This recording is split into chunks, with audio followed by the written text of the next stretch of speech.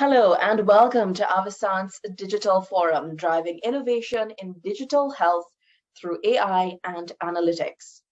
This session is being presented in partnership with Infinite Computer Solutions, an innovator and industry leader. Avasant is thrilled to collaborate with Infinite to bring you an hour of engaging conversation and invaluable thought leadership insights. My name is Samantha Rattan, and I will be your MC today. We encourage a very interactive digital forum experience, so feel free to connect with us via the chat feature on your dashboard. Send us your comments and your questions for the panel. They will be answering your questions live throughout the session. It is now my pleasure to introduce your moderator, Matt Barlow, Healthcare Lead and Managing Partner at Avasant. Matt, welcome, and thank you for joining us. Thanks, Samantha. Appreciate it. Nice being here. So we have an amazing panel here to talk about something that impacts all of us. Today's topics are at the intersection of technology and care, and while the use of data and digital tools in healthcare is not something new, what is new is the application of how these technologies can improve everything from the consumer experience all the way through continuity of care across a lifetime. From the use of front-end mobile solutions that increase the accessibility and the transparency of care to the clinical systems that enable everything from remote patient monitoring to digital therapeutics. The payer and provider landscapes are becoming grayer as payers become more entrenched in the value of care. Payers continue to evolve from administrators of care benefits and insurance risk to stewards of population health designed to deliver a lifetime value of care. The need for providers and payers to collaborate and share data is increasing. Digital technologies allow us to better stratify the risks that consumers face to create better and faster methods to identify and mitigate these risks and stitch together data and insights to identify the right timing and types of interventions. So as data and AI use cases become more prevalent, this allows care decisions to be less transactional and focus more and more on the proactive health management, which puts health plans in the driver's seat of continuity of care. Brittany, let's go to the next slide and we'll talk about a few of the topics we're going to cover today. So first, just a few key themes, and to start the conversation off, we're seeing the convergence of payer and provider models, as we've talked about, into value-based care models. We're seeing member and patient experience evolve.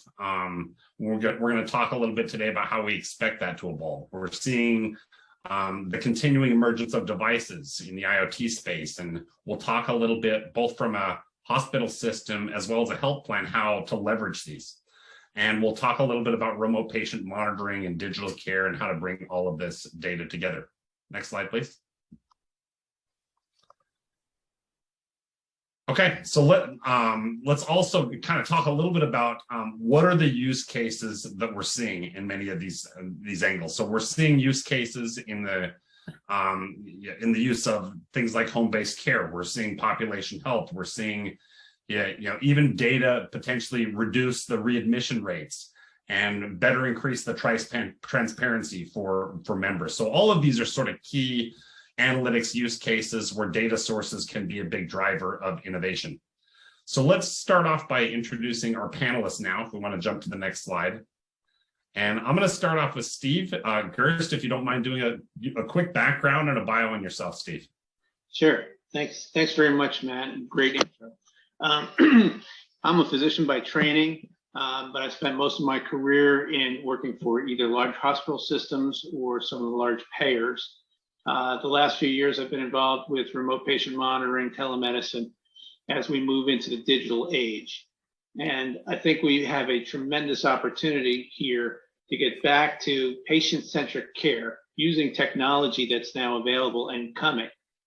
Certainly with AI and machine learning attached to remote patient monitoring devices and the other sources of data which we have through the EMR. We have this incredible opportunity to develop precision medicine on top of patients' genomics that will allow people to live longer and enjoy life much longer than they have in the past. Thanks, Steve. Harish Pai, if you don't mind doing a brief introduction and background as well.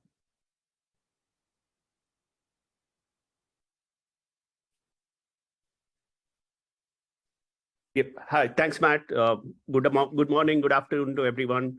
My name is Harish Pai. I'm the Chief Technology Officer at Infinite.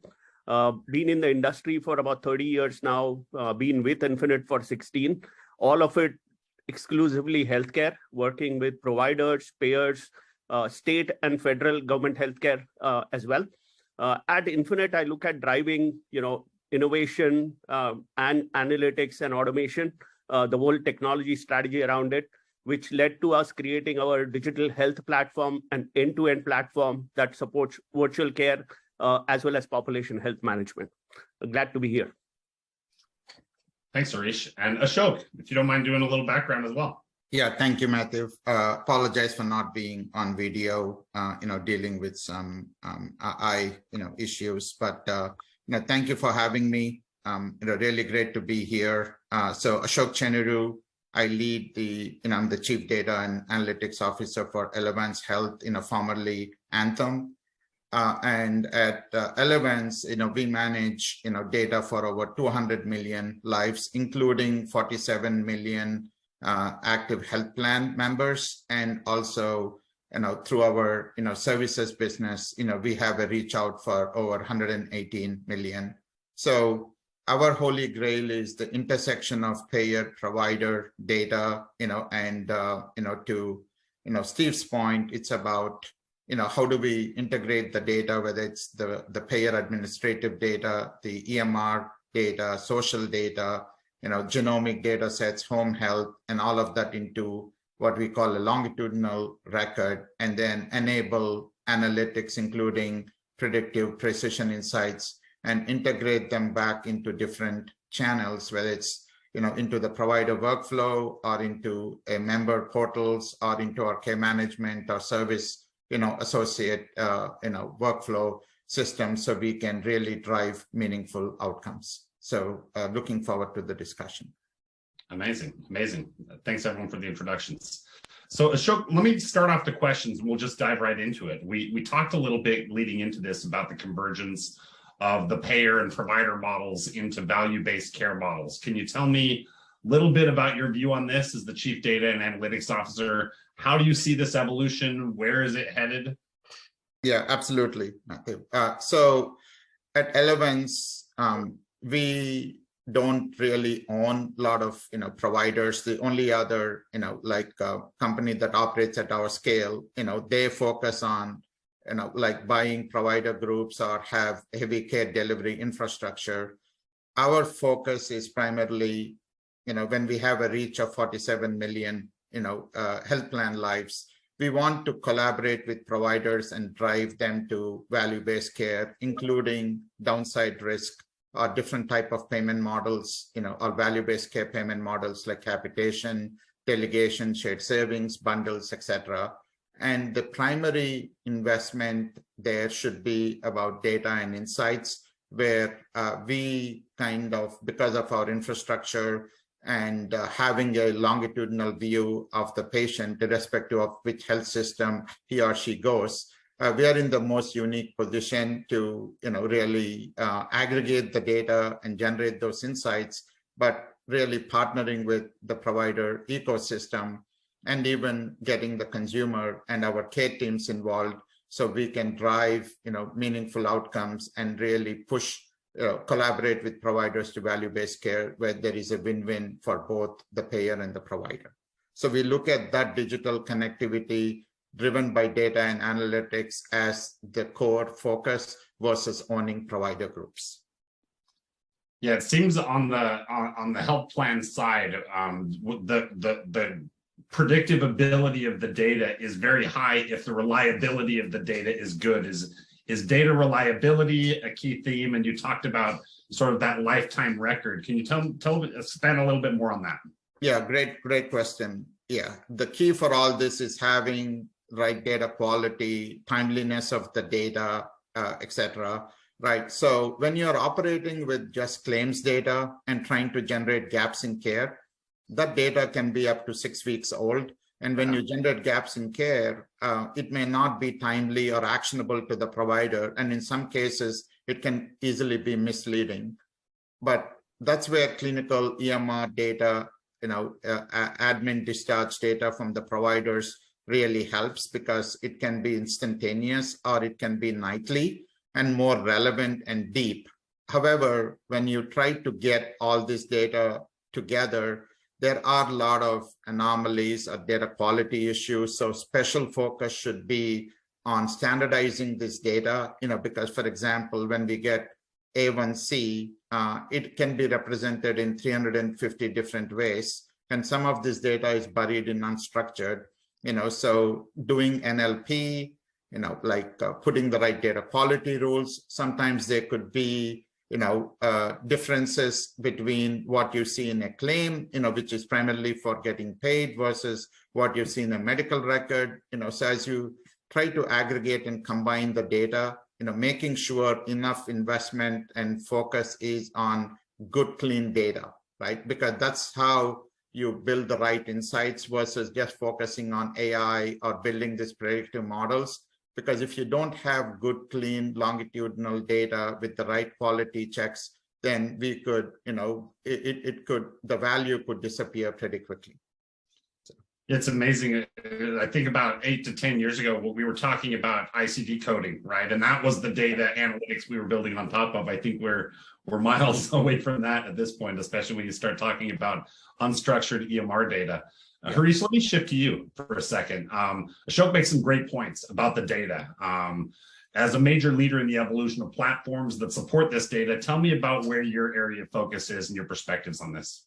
Oh, absolutely, Matt. And Ashok, I think, hit the nail on the head, because, claims data, as he said, passive data. Today, within our platform, we actually provide integration adapters that go beyond just claims data, but we look at EHR integration with electronic health records to get medical records, dental records, surgical records, being able to integrate with care management platforms for maybe behavioral data. We also, through remote patient monitoring, support for biometrics data, which is more real-time. So for my chronic condition patients or my post-acute care patients, being able to, in real time, get their vitals, their living conditions, social determinants of health, geographic locations. If we are able to aggregate all of this 360-degree view of the patient data, then it just provides us the ability to run those AI algorithms in real time, allowing us to harness data-driven findings, to predict and solve medical issues much earlier than ever before. Just the ability to do real-time risk stratification, risk scoring of patients, and being able to identify who are your immediate patients that you need to reach out to and suggest next best action, to significantly improve patient outcomes. That's what we kind of focus on today. An example for this would be a large health system in Indiana and Illinois, whom we work with. And they actually have now business units that are focused on hospital at home, home health, as well as value-based care. And for them, kind of rolling this out together to identify your at-risk population really helps with, improving patient outcomes. Awesome. Yeah. Now, Steve, I want to shift over to you for a second. As we unpack sort of this data question a little bit more, as you being one of the foremost thought leaders in the space of IoT, you think a lot about digital devices.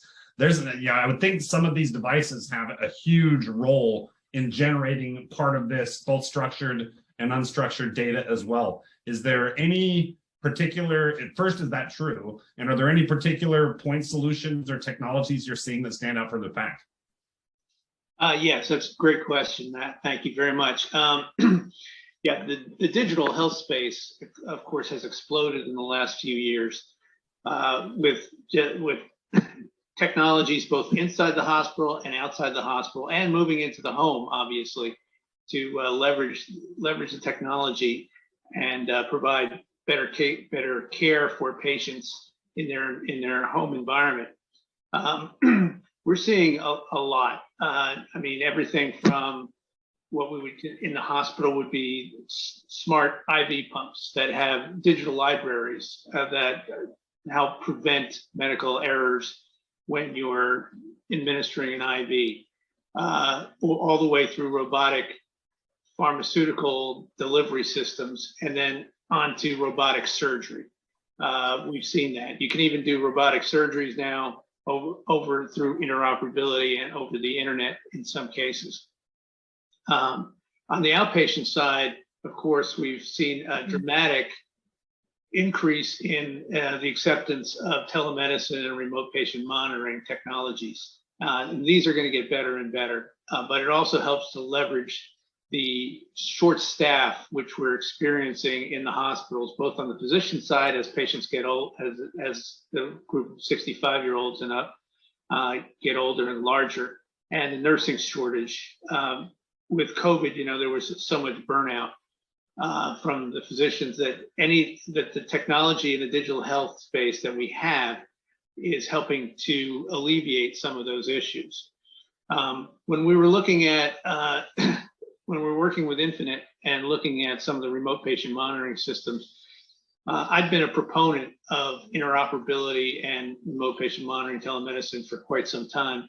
But we finally got through Congress the ability to reimburse that appropriately so that physicians can reach out and can more continuously monitor patients. Of course, there's rules around this now where you have to have 16 days of monitoring, but that all adds into the database. And what I think we're seeing is collaboration, especially under value-based care programs between the payers and the providers to focus on the patient more. Now, once you have that data from some of the remote patient monitoring systems, there's a number of companies that are instituting AI and machine algorithm programs to be able to look to see how soon someone may decompensate. And it's under value-based care programs, especially to improve outcomes and to keep people out of the hospital is probably the best thing that we can do right now. So we're seeing an awful lot of this with the Internet of Medical Things and with the new technologies that are coming out. There's such a wide range of AI and machine learning programs that are coming that, as Harish mentioned, that can integrate the genomics and create precision medicine activities that we're just excited about these opportunities. Yeah, it's such an exciting time. I want to shift back to Ashok a little bit. As we shift gears from the data, we've talked a lot about the data. I want to kind of start to think about what are the use cases for that data. And I think that there are both clinical and non-clinical use cases. But if we were to start with the clinical side of the use cases, Ashok, what do you see are some of the most promising areas of AI in their ability to support healthcare? And where do you see those best use cases from your point of view? Yeah, absolutely. I would say, the combination of clinical and claim and social, behavioral, and genomic and home health and other data sets. The biggest value, at least from an AI perspective, is precision medicine and predictive insights. So if we could find patients like me in terms of prediction of certain disease states, whether it is for example, if we can slow down a patient from chronic kidney disease CKD to ESRD, end-stage renal disease, that's a big opportunity. So here are the key levers, and share that information to the physicians at the point of care, and collectively work together to reduce, because on average somebody who has chronic kidney disease goes to emergency room twice a year. Mm-hmm. Right, and the average cost is $30,000 per visit, right? So knowing this information, knowing what levers to pull, and being able to share that actionable information at the point of care is huge opportunity across several disease states. Number two is, I would say, prior authorization is something that's very, nobody's happy about that. A lot of manual faxing going back and forth between the payer and the provider, huge consumer abrasion, member abrasion. We spend a lot of money on the administrative side, provider too spends a lot of money. And there's a huge opportunity of, pivoting from paper charts, and faxes and exchanging records to leveraging the EMR data and automating this, like even if we can automate 80%, like and provide a response back, that would reduce so much administrative burden. It would improve consumer, like really reduce consumer abrasion too, and everybody's happy in the ecosystem.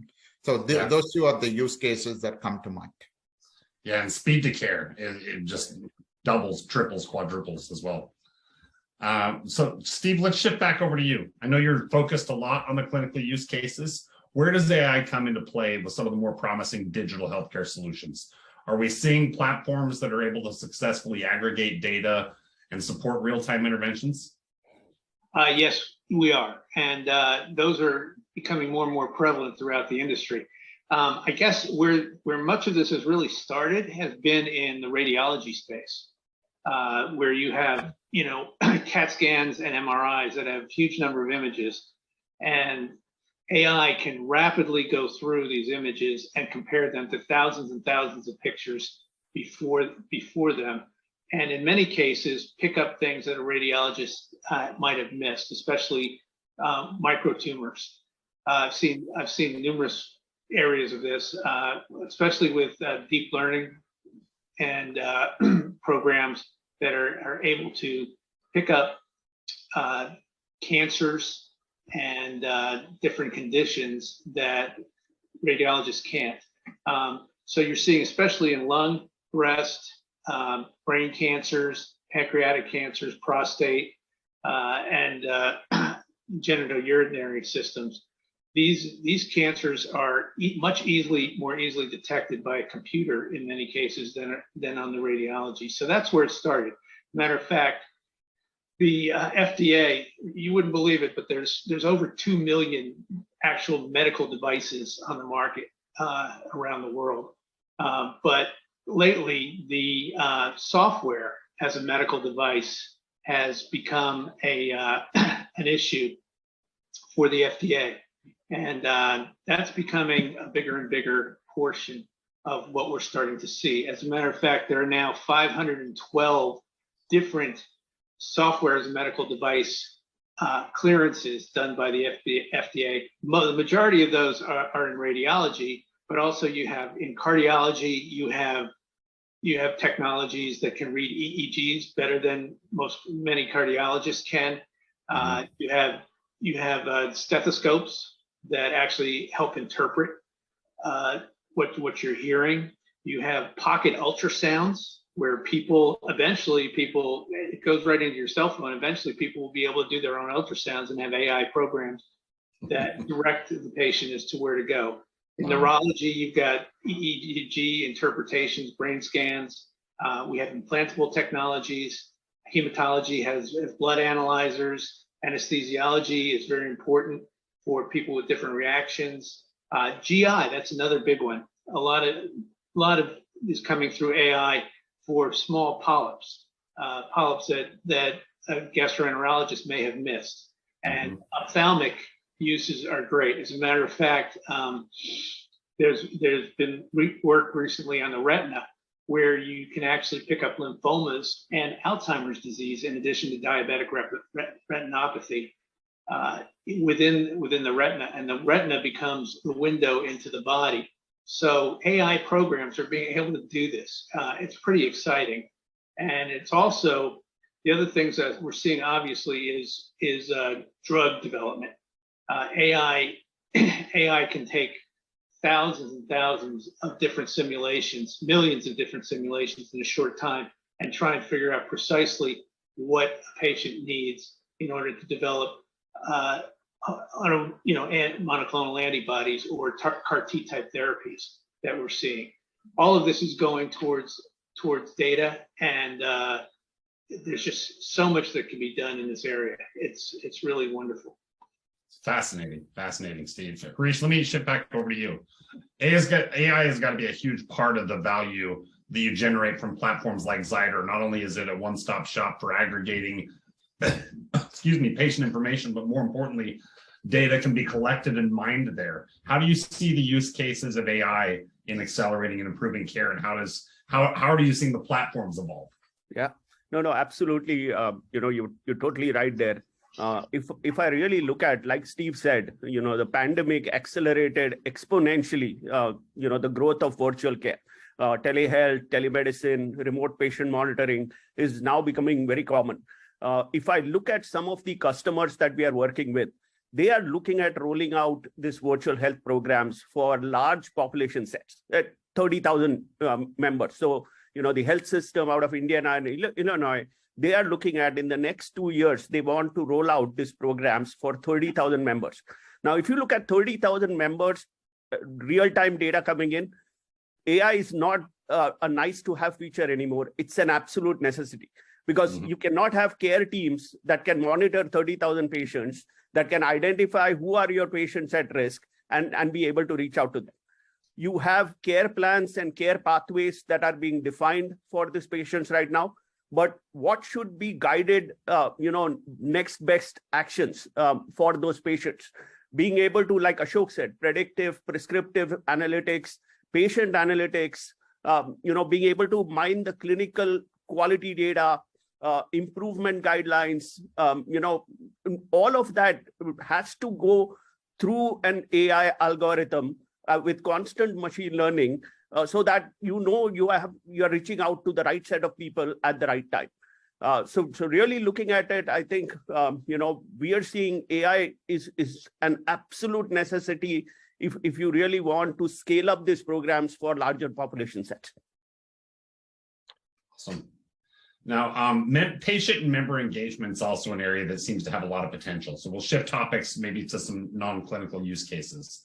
The better members engaged and informed to take action on their health, and the lower chances are some kind of catastrophic event going down. And it goes down exponentially if those members are engaged and actively aware of their health.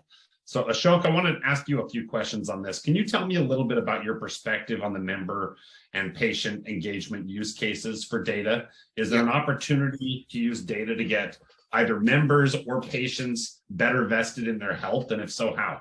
Yeah, absolutely. With consumerism and consumers playing a critical role in health, decisions and a lot of opportunity related to the tools that are being, deployed, I think on Apple, at least they say at least 65%, of the apps are related to health, that get deployed, right? So we currently have, within Elevance, like Sydney, which is a consumer facing app with 12 million active users, and our focus is any information, we share with the providers about the members who are attributed to them. We want to engage consumers directly and share it with them, so it's multi-channel. So we want to engage them digitally through Sydney, or share that with the providers at the point of care, who in turn, work with the members or the consumers directly. And also when the consumers call us, through, whether it is through our service channel or through our care management, we want to share the same information as well, so consistency of data and sharing the same insights, whether it is to the provider who engages the consumer, or a direct, digital engagement of the member, or through our care managers or our service call center folks, sharing the same information, and consistency will really help drive more, engagement, and more importantly, what actions, can they take as a result of that engagement? Because just saying, we have to track through NPS improvement, making sure when they come to us looking for care, we help them with finding the right provider, and making sure the provider is in the network or not, right? So, and when they go to, something like Epic MyChart, which has 150 million active users, how do we seamlessly integrate with Epic MyChart? Because we know that is something members go to or consumers go to when they're looking for the lab results, or trying to schedule an appointment, etc. So those are some of the different ways we are trying to really put the consumer at the center of everything we do.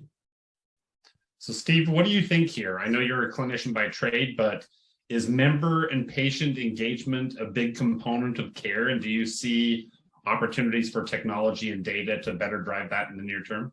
It sure is. What you want to do is create a customized experience for that patient that meets their needs as well as the health system's needs.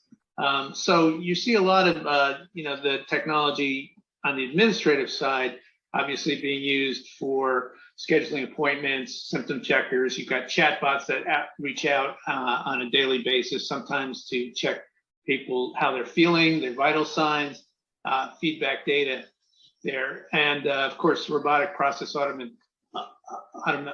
automation to try and, as was mentioned earlier, speed the pre-cert process and really get rid of some of the administrative hassles that we have in today's systems, make it much more efficient. One of the new technologies that has been really received quite well, of course, is the ambient clinical experience, where right now physicians, you'll see this everywhere, physicians have become keyboard addicts. With the EMR systems there, they spend more time on the keyboard than they do touching or being with the patient. And we want to be able to get back to patient doctor interaction. So there's a couple of companies, I'm not sure if I should mention them, they're probably well known, but have developed natural language processing that is very accurate and can actually listen to the entire conversation. If a patient, depending on where there's cameras and video systems, the patient points to their knee, the system knows it's the right knee, not the left knee. And it actually puts together the SOAP notes, puts them in the EMR, can be edited, and it actually increases efficiency by about 50%. So the average visit in a physician's office may be 10 to 15 minutes. This actually saves 7 or 8 minutes by not having to type in the keyboard, but being able to put this all together and letting the patient spend more time with the physician. Obviously, when we get into genomics, we're going to have much better sense of that 360 view that we were talking about, and providing virtual triage for patients to try and get them in the system and then get them home and taken care of as efficiently as possible.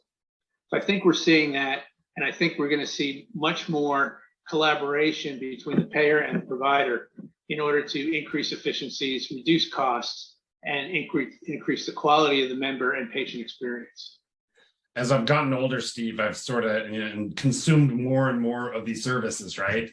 Yes. I pay close attention to, do I feel like my health plan or my hospital or my primary care physician is better at notifying me of upcoming events and better at keeping me on sort of within the guardrails of what I should and shouldn't be doing? And I don't think that debate is fully settled yet. Sometimes I get surprised from all different angles about different types of reminders and opportunities. So it's pretty amazing to watch. If we can, you have kind of a unique position. You must be seeing innovation from both the health plans and the hospital system side. Are you seeing technologies that are leverageable and usable by both parties? Is it more hospitals that are exploiting some of the technologies you guys are using? Is it health systems that are, or is it a little bit of both? I think it's actually a lot of both. If you really look at, as we gravitate more and more towards value-based care, so, there's VBC for providers, there's VBC for payers.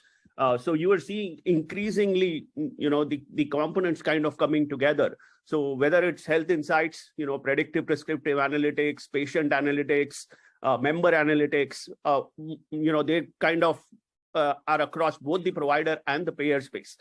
Look at sustained engagement. So that's, again, whether it's a patient engagement for providers or member engagement, as Ashok mentioned, for payers.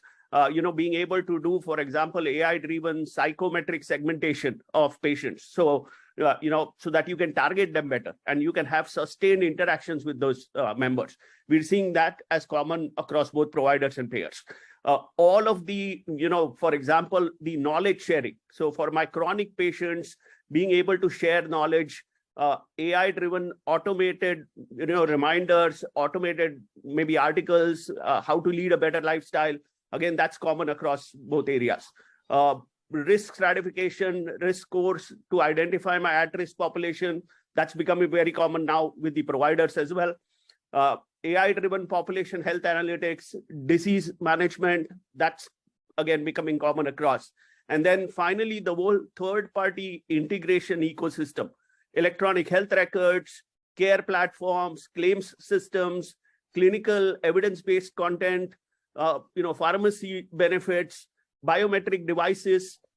That's again a requirement on both sides that we see today as well.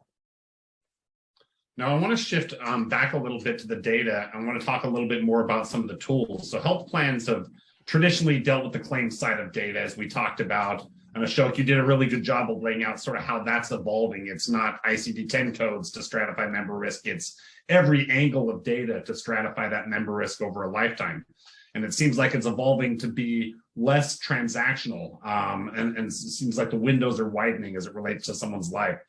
Ashok, just a couple questions for you. It seems like the repositories and the analytics tools need to change. I mean, how do you roll up claims data, EMR data, IoT data into an actionable analytics repository that creates reliable interventions over longer periods of time? Can you tell me a little bit about how those records are being managed and what tools are being used to evolve that? Yeah, no, absolutely. Yeah, great question, Matt. Yeah, so before going into the tools, just want to, give some context on the data platform or the analytic platform we manage. I mentioned about, at least on the claims data side, we have, claims data for 200 million unique,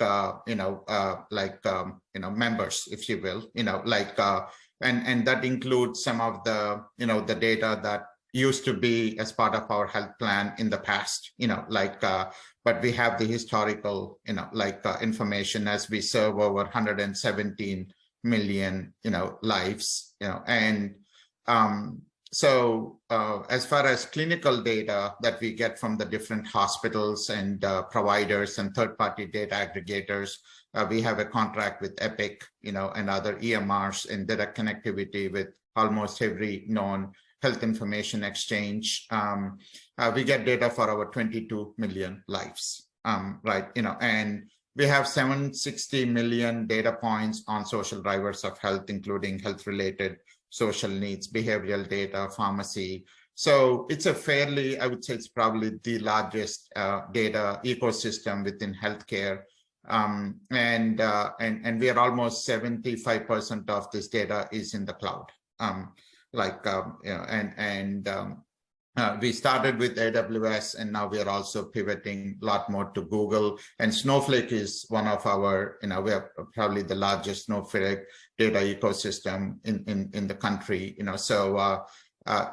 Anything we do has to operate at scale. And we use a lot of tools for NLP as well as we ingest more and more, clinical data, progress notes, et cetera. And we're also looking to expand, Stephen was talking about radiology, imaging aspects. So the more we can tie to that at the person level, longitudinally, with good, accurate, timely data, the more value our data platform can drive. Yeah. Steve, how do hospitals and health plan responsibilities change with what Ashok's pointed out, right? The health plans have not traditionally been the fulfillers of many aspects of care, but at the very least, it seems like they're becoming orchestrators. Do you expect devices or any more advanced platforms would allow players to play more than an orchestrator role, or do you picture that that's sort of where their role stops? Well, no, actually, this comes to that original point that you brought up, Matt, about convergence. We're starting to see, closer collaboration between health plans and the providers. As a matter of fact, many providers, as you large health systems, have purchased providers, and so they operate HMOs or they operate some sort of value-based care model. And so that the responsibilities of the two are becoming closer and closer. And of course, health systems are often the largest employers in their area. And so they face the same problems as a payer that the health plans do.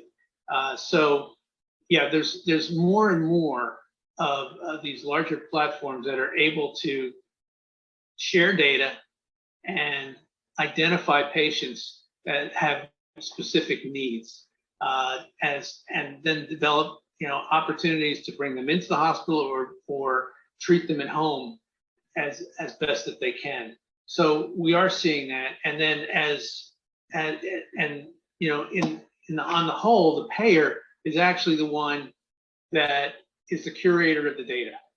The payer has so much data that they're able to, with AI programs, you're able to do predictive analysis as to what patients are more likely to develop new illnesses before they have to ever go to the provider. And so when you have these value-based collaborations, you can have the payer actually notifying the provider of cases that need special attention, because ultimately you want to have a better outcome for that patient, and better outcome means lower cost. And that's where we want to go from the payer perspective, to be able to orchestrate the care of the patients. Yeah, payers being the entry point of some of these pieces is a really interesting thought. Exactly. Well, you sign up with your payer before you go to the hospital, right? Yeah, no doubt, right? But they have all your data. And depending on the level of engagement, right, we see more and more of that, where payers are doing things like symptom search and steerage and all sorts of functions that they play a role in where care is potentially rendered. What do you think here? Just out of curiosity, same topic, right? So yeah. I think Ashok and Steve covered it well. I would just say, for platforms like ours, what is very, very key is the level of flexibility that we need to bring into integrating with existing AI systems that the payers or the providers might have. Today, Zyter, we support about 40 plus health plans, 20 plus providers, 34 million lives that are managed on a Zyter platform. But if every time we work with a customer, whether it's a payer or a provider, they are heavily invested into AI analytics, like Ashok pointed out. So we as a platform need to have that flexibility where it's not all or nothing. It really needs to be more kind of interoperable with what the payer has today. Well, I don't think this would be a digital panel if we didn't talk about COVID here just a little bit. So let's shift to that. Now, clearly, remote patient care was moved to the forefront during COVID. While that seems to be less and less the case, right? We're seeing the changes sort of dampen a little bit. Do you feel like permanent changes were made to that remote patient care? And do you feel like some of those changes are sustainable as we go forward? Yeah, yes. So like you said, I think when COVID hit, people jumped onto the virtual healthcare wagon. But obviously it was not fully thought through at that point of time. There was very little investment into AI, and analytics on the data as you moved into virtual healthcare. But I think that is changing now. Steve pointed out, CMS has come up with a very strong, robust reimbursement, plan for providers today. So remote patient monitoring, I think now people realize from their mistakes, and they're looking at and saying that if I want to roll this out for a large population set, then I need to bring in the right set of tools, the right set of analytics, AI, which can drive automated interventions, automated care plans, automated care pathways, and only then would you look at being successful in that area. But yes, we are starting to see with both our provider clients and the payer clients that there seems to be a very high level of inclination to seriously look at remote patient monitoring for large sets of populations. I mean, we know 50% of the US population has one chronic condition or the other, and maybe 20% have more than 4. So it's vital for us to kind of invest into remote patient monitoring, to manage that population set. Steve, you mentioned that some of the regulatory changes are coming in place that sort of open up some of those incentives for the payer. Are we seeing any payer or health plan behaviors change yet? Are they starting to do more deployment of that, or do you expect that to come shortly after some of this starts to mature? Well, you know, the CARES Act, the 21st Century CARES Act, and the TECRA Act have an interest in price transparency, and that's something which is pretty big. I mean, I've been looking lately at some of the downloaded files that have been put forth by some of the payers, and they're huge files. So I think what you're going to start seeing is companies develop that just take the ability to analyze some of the cost charges, and eventually we may get down to some sort of average pricing around the country or by region for what average cost should be, not just simply off a fee schedule, but off the actual data that everybody's using. So I think we're going to see much more of this going forward. Yeah, and as we were talking about, you know, the telemedicine, that some of those rules were extended for the public health crisis. Some of them are changing back, but I think, you know, basically, while we've seen a little bit of a decline, I would say, in the visits past COVID, now as people want to get back to visiting with their physicians, that it's still something that's here to stay, and you're going to get more and more sophisticated technologies around it. I mean, you can even, there are programs right now that can tell if somebody's depressed just by their voice over telemedicine. And there's more and more apps. There's actually, believe it or not, 318,000 medical apps right now on the market. It's amazing, the numbers, but these will all be harnessed and put to good use as we go forward into the digital age. It's mind-boggling a little bit. So curious your point of view on this. As payers lean a little bit more towards health outcomes, do you see the technology permanently changing the responsibilities between payers and providers, and if so, how? Yeah, absolutely. So I would say, you know, what COVID has accelerated is, you know, multiple modalities of care. You know, we start with, you know, something like a symptom checker, like, you know, a digital engagement first because it's convenient, and then from there seamlessly go from digital to virtual care, right? You know, like, and then if needed, you know, get to physical in-person care. So that's really how we look at it, where the entry point is a lot more easier. And then since we have the data longitudinally, sharing the same data, you know, like, you know, on virtual and in-person physical care would really help. You know, we have initiated a lot of partnerships that would enable this multimodal care. I'm going to shift to some audience questions. We have a couple here, and I'm going to throw them at you guys. The first one is the regulatory environment of healthcare able to keep up with the rapid innovation that's bringing all of these new capabilities to bear, not only to protect the patient, but to allow the paths for these new capabilities to be used? Steve, I want you to take that one because I know you think about this a lot. Can the regulatory environment keep up with these changes? That's a good question. It's moving so fast, and there are so many regulations. You know, the FDA is one which is strapped right now with so many different applications on these digital technologies. They did come out recently with a paper regarding AI and machine learning restrictions with regard to or suggestions with regard to software as a medical device. One of the interesting things that you have to deal with there is when they try and regulate it, an AI program, is it fixed or is it constantly moving? So machine learning programs are constantly learning. And so the original work that they were doing was, in other words, in order to get clearance for marketing, they wanted a fixed program that they knew would not move. and then, or, reiterate itself. But then when there were additional changes, you had to do another filing. That slows things down. So they've come out with a position paper on this, and they're working towards regulations in that regard. Obviously, the Cures Act has created quite a number of regulations. I consider some of those are going to be continuously modified over time.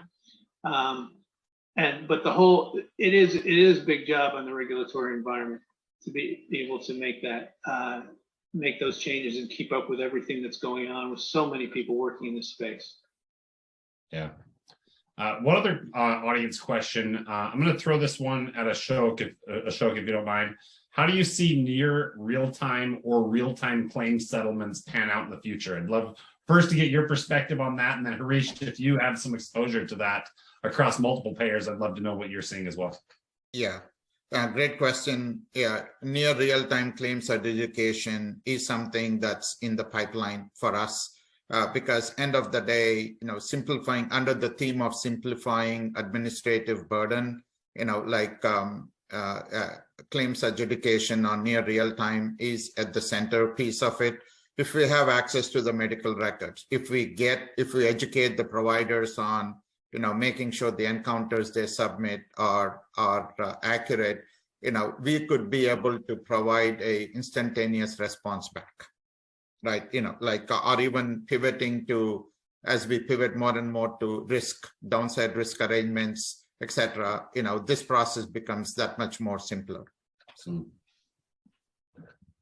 Harish, any thoughts on this one? Yeah, no, I completely agree with Ashok. We are seeing that as a part of our customer base as well. One of the things that we are increasingly being asked for is to get, the EHR data, the vitals data in real time. But also look at some kind of NLP algorithms that can pull in the right data for the right claim. So yes, totally agree with Ashok. We're seeing that a lot in the industry today as well. Now, it seems like the models haven't fully settled on the deployment and management of a lot of the digital health solutions. There's a lot of market for years now. And that have fairly well demonstrated ROI and fairly well demonstrated clinical use cases. However, as a more broadly orchestrated device and platform ecosystem, I'm not sure that I've seen it yet. What do you see the role, and this will make this kind of a little bit of a rapid fire. What do you see the role of service integrators in these digital health solutions going forward? Do you picture these as coming as managed offerings? Steve, I'll start with you on this one, or do you picture, where do you picture this heading? I do see it as managed offerings.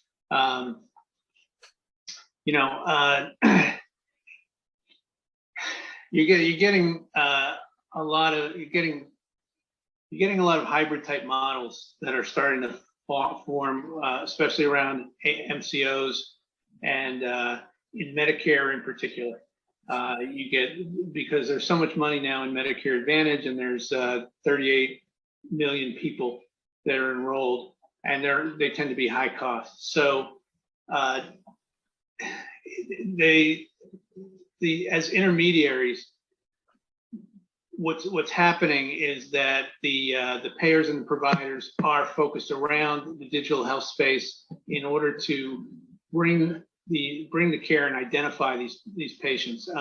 For example, right now, many of the health plans are paying brokers and agents for health risk assessments, anywhere from $60 to $200, to go out and get all the data on the patients in advance. They also have to now, as of just a week or so ago, have to record all these conversations, so that there's a digital record of where this is going.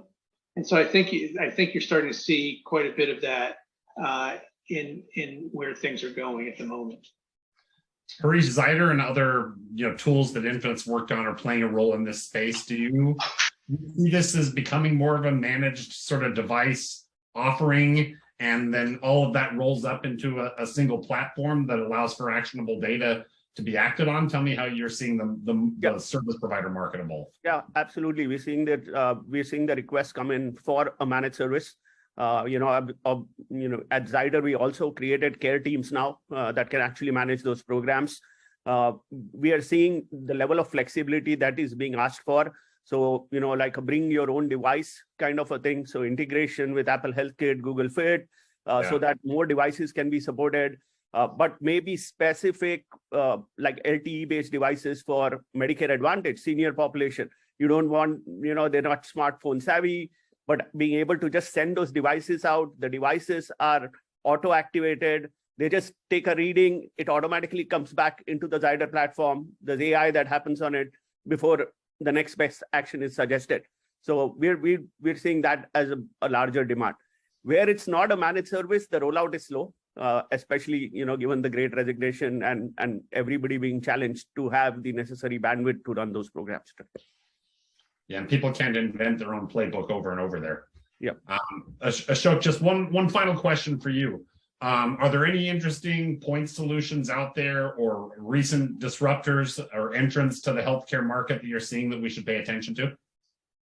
Yeah, I would say, focus on health equities and social drivers, because, if we don't address that, it can have $1 trillion impact, to our care system, so there are a lot of disruptors, like in that space in terms of factoring in health equities and, community data, et cetera, as part of the whole value-based care model, focusing on rural health, and also focusing on, race, ethnicity, as a core component, both, on the consumer side and also mapping them to the right providers as well, right? So I would say that's a focus where there can be a lot of disruption. Interesting. All right, as we get to the end of our panel discussion here, I know we've got another couple minutes. Let me just sort of wrap up some closing thoughts. We live in one of the most interesting times on the healthcare front. I would sort of liken where we are now to the very early stages of the internet revolution, right? So standards are being set, capabilities are being developed faster than they're being standardized, right? Winners and losers are being formed. And the companies that are furthest ahead in that curve will completely change how care is delivered and have an opportunity to upend this industry. I'd like to thank our panel for the really awesome and interesting insights that they've provided us today. Amazing audience. Thank you to them for their active participation. And I look forward to meeting you all on our next panel. Thank you so much. Thank you. Yeah, thank you for having us. Yes, what a power-packed and insightful conversation, Matt. Thank you to our panel, our moderator, and of course, our participants. We appreciate you making the time to join us here today. A very special thank you to Infinite for partnering with us. We hope you enjoyed this session as much as we did. A replay of this session will be up soon on our event page. Have yourselves a great day.